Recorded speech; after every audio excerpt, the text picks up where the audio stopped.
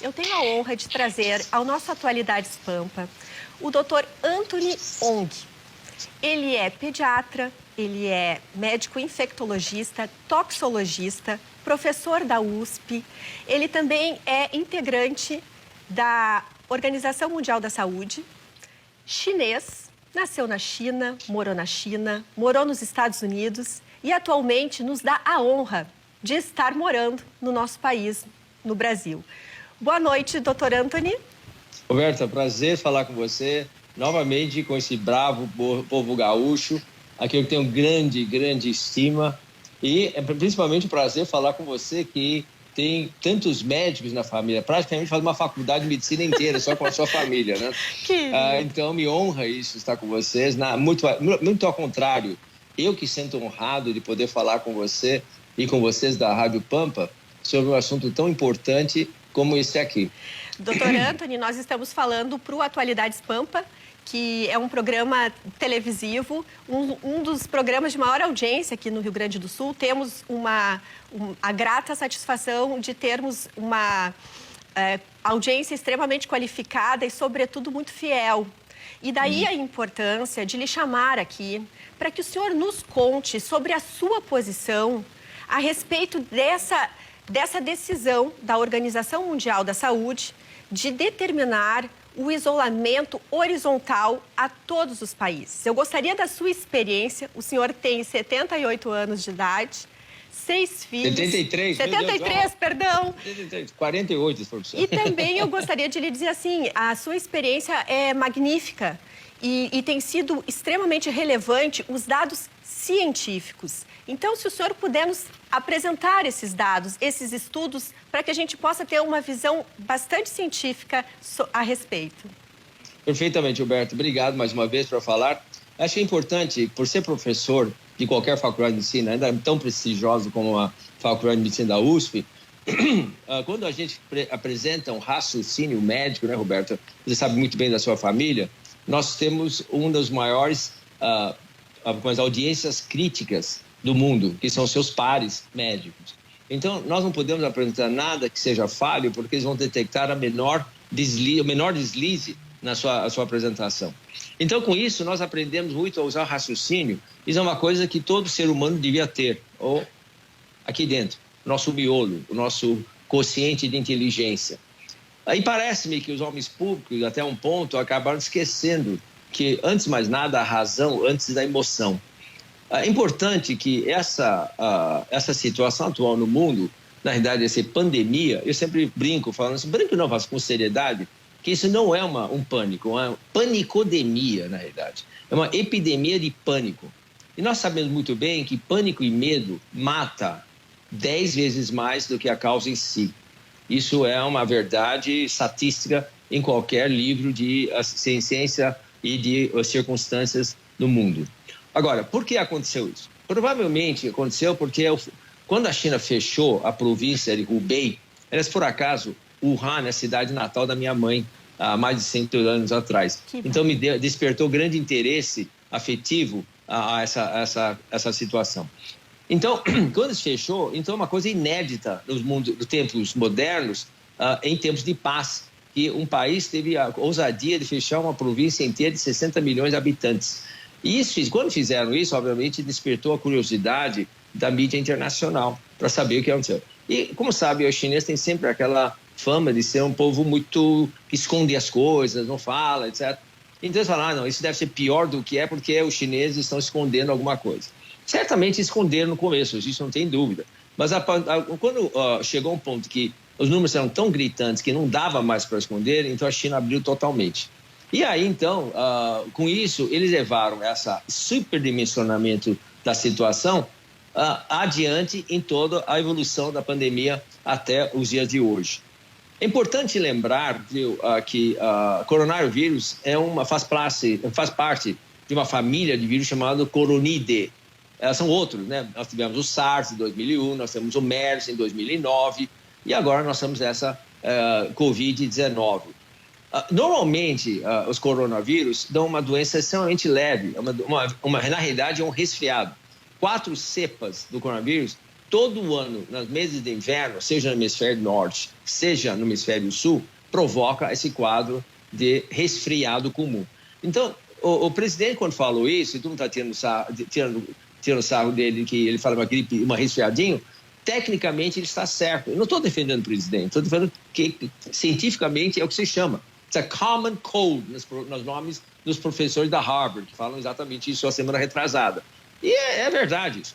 Só que algumas delas são mais graves, outras mais graves. Nós tivemos o SARS, como disse o MERS, e agora o Covid. Então, isso não faz com que a doença saia dessa classificação. De qualquer forma, o que acontece? A distinção do Covid-19 e dos outros coronavídeos era que ele tem uma infecciosidade, ou seja, contagiosidade muito maior do que os outros outras doenças causadas por essa família. Isso significa o quê? Que ele infecta mais e contagia mais rapidamente. Mas não é exagerado. Só para ter uma ideia de comparação, Roberta, a influenza A e B tem um R0 de 2,1. O Covid-19 tem 2,4, 2,5, ou seja, uma diferença praticamente significativa. O que quer dizer R0? R0 é a capacidade de um vírus de infeccionar tantas pessoas a partir de um. Então, se um de nós tem Covid-19, eu vou infectar 2,5 pessoas, certo? Se eu tiver influenza, eu vou contaminar 2 pessoas. E essas 2 pessoas vão infectar por mais 2,5 pessoas e assim por diante, numa progressão geométrica. Só para título de comparação de gravidade de R0, o sarampo tem um R0 de 20. Ou seja, uma pessoa com sarampo contamina mais 20 pessoas. Você entendeu a gravidade relativa disso? Compreendi. É nada, não é nada. Então, as pessoas não têm medo de sarampo, não sei por que tem medo do Covid-19.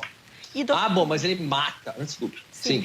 Exato. Doutor Anthony, a minha preocupação é na questão da solução que está sendo oferecida do isolamento horizontal. Exatamente. O senhor poderia nos explicar, tecnicamente, por que o ideal seria um isolamento vertical e em que países foram feitos esses isolamentos verticais e que expectativa e que resultado eles estão tendo? Perfeito. Exatamente. Eu ia ir nesse caminho já para lá. Então, o que acontece? O grande medo é a letalidade de um vírus, quer dizer, quanto ele mata das pessoas. Então, está todo mundo preocupadérrimo quanto a isso. Então, o que acontece? O que é isolamento vertical ou distanciamento? Aliás, na realidade, é intervenção vertical. E novamente, não foi o presidente Bolsonaro que inventou essa palavra. Isso já era aplicado na Coreia, no Japão, na Tailândia, Singapura, em janeiro, fevereiro, muito antes. E foi uma palavra usada por um professor americano. Então, isso quer dizer o quê? O isolamento vertical significa que eu pego cirurgicamente a população que está mais em risco. Certo. Como o Covid-19 infecta muita gente, mas 90% das pessoas têm uma doença leve ou levemente moderada e não precisa ir ao hospital, ele vai para casa.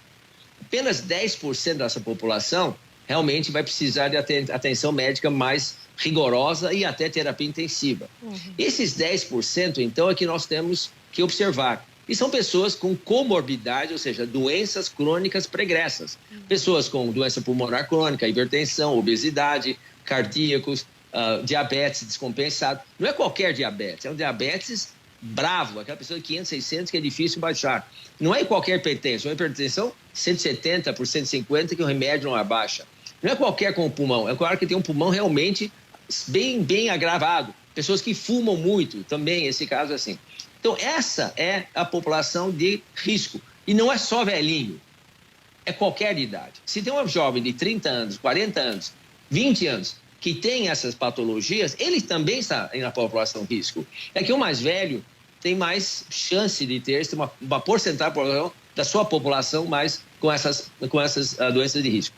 E o mais outro importante é que você não pode ter apenas um, você tem que ter mais de um para caracterizar o risco maior. Os italianos mostraram isso. De qualquer forma, então, o que os japoneses fizeram? Eles identificaram as pessoas de risco que nós podemos fazer e deram especial atenção a esse grupo. Enquanto a maior parte da população que é a doença leve, eles deixaram andar livremente. Doutor Anthony, eu estou preocupada com o tempo, porque nós não Sim. temos muito, nós já estamos quase encerrando o nosso tempo. Ai, meu Deus do céu. Exato, e a minha preocupação é oferecer informação nesse momento para o público a respeito do que está acontecendo nos Estados Unidos, na Itália, na Espanha e aqui no Brasil. O que seria o melhor e o mais adequado? Tá Eu bom, peço desculpas, mas vai ter Não que ser sei. bem rapidinho. Rapidamente vou mostrar esse desenho para você para explicar melhor, tá bom? Tá bem. Então, nós temos aqui o plano de... Toda doença começa isso. Sobe e desce. Esse ícone de sorvete invertido, tá certo? Se não fizer nada, é isso que acontece. Achatando isso, eu empurro esse tempo da doença mais para frente.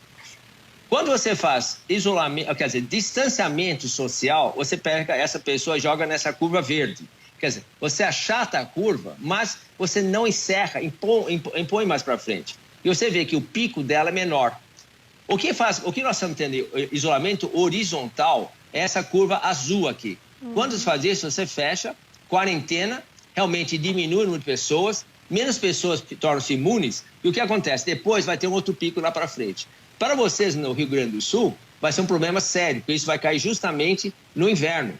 E nós sabemos que o coronavírus adora temperaturas baixas. Tem vários estudos mostrando isso recentes. Ele vive bem, prolifera bem, entre 3 e 17 graus. Acima de 17 graus, ele não prospera, muito pouco. Abaixo de 3 graus também. É por causa disso que Rússia e Finlândia teve baixos índices. É por causa disso que Estados Unidos, Japão, França, Itália está tendo isso porque a temperatura média deles é 5, 7, 8 graus essa semana que passou. E o Brasil está a mais de 20 graus. Mais de 20 graus, a porcentagem do vírus é muito baixa. Além disso, essa alta temperatura, se as pessoas passarem lá fora, vão adquirir vitamina D. E vitamina D foi mostrado sendo a diferença na Itália entre as pessoas que morreram, que tinham baixa vitamina D, e as pessoas que viveram, que teve altas, quer dizer, níveis normais de vitamina D. Então, é todo sentido que você deixa as pessoas tomarem sol. Isolamento, distanciamento. Então, eu tenho que dar 2 metros um do outro. Abro a escola, crianças, uma carteira e outra carteira. Vou para o restaurante, uma cadeira aqui, espaço, outra cadeira lá. Com isso, você achata a curva como essa aqui, não provoca desordem econômica, tá certo? E você sai da doença, da epidemia mais rapidamente. Esse dado, rapidamente, se vocês quiserem, não só mostrar, Por esse favor. dado, vocês entram na ficha, na tabela da Organização Mundial de Saúde, eles vão ver que incidência de mortes por milhão abaixo de 1,0 são todos os países com temperatura no hemisfério sul, com temperatura acima de 20 graus. México, com ou sem isolamento. México, Colômbia, Austrália, Brasil, Tailândia, Singapura, todos têm 0,5, 0,2, 0,7 de mortes por milhão.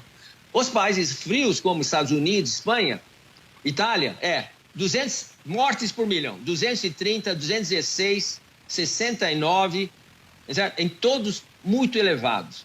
Então, a temperatura faz uma grande diferença. Você precisa abrir a sua coisa e deixar as pessoas circular, porque além de trazer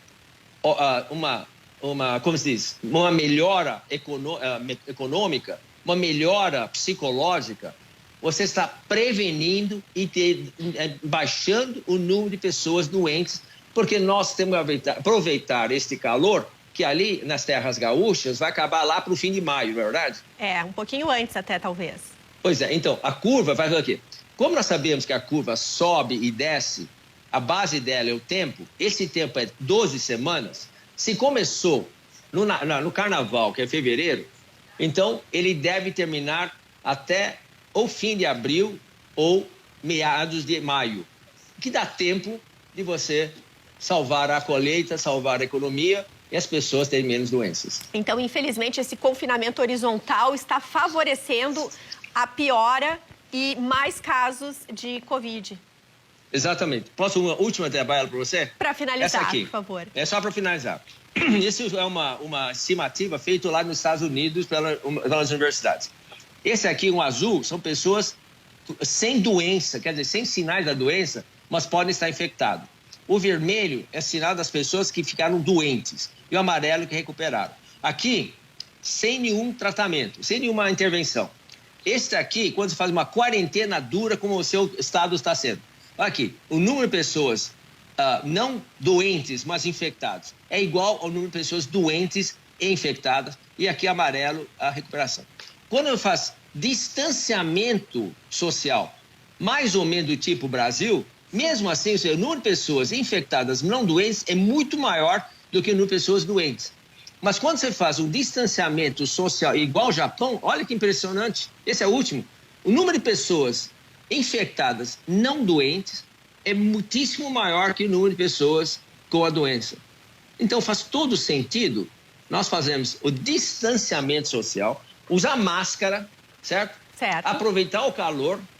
Tomar assim, sol, respirar, tomar sol, fazer atividade respirar, física, exercitar, exatamente. mexer os pulmões, respirar e principalmente se acalmar e evitar o medo. Né, doutor Anthony? Exatamente. Doutor Anthony, Exatamente. foi uma honra ter lhe recebido aqui no nosso Atualidades Pampa. Muito obrigada. Lamento o tempo limitado com essa sua cultura e a sua sabedoria. Nós poderíamos passar horas aqui, mas convido a todos a lhe conhecer melhor e assistir vários vídeos e todo o material que o senhor gentilmente, generosamente está oferecendo a toda a comunidade para que a gente possa ter uma boa informação e fazer uma escolha com racionalidade e tranquilidade. Muito obrigada.